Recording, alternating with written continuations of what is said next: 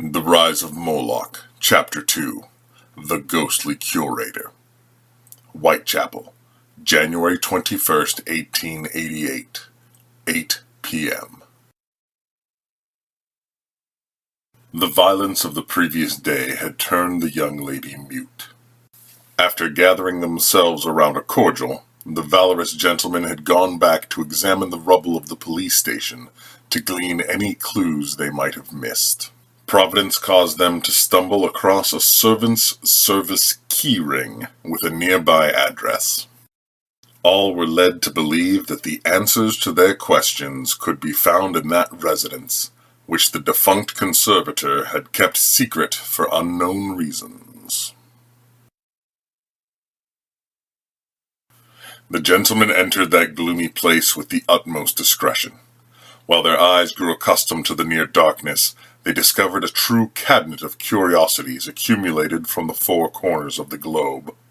Each artifact present seemed to have a legend to tell. If they hadn't had the disagreeable sensation of being spied upon, the visitors would not have refused to accompany this visit with a good cigar or a brandy. The cause of their unease didn't take long to appear in the heart of darkness. An emaciated and vaporous Professor Blackmore seemed to float above the ground, his neck still twisted by his final fall. "Gentlemen, I'm sorry for the relative mess which seems to be reigning within these rooms. It seems that my servant has neglected her task these past few days. Since my disappearance, she's been more busy searching around and filching things than maintaining the place," chuckled the ghost. "What crime did you commit for the great beyond to bar its doors to you?" asked the gentleman more accustomed to occult manifestations.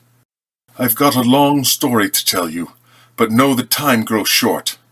I feel the presence of the servants of Moloch around, and they will do all they can to eliminate us rather than allow a chance of having their plans be revealed, not to mention that I still have in my possession something they consider to be part of their inheritance."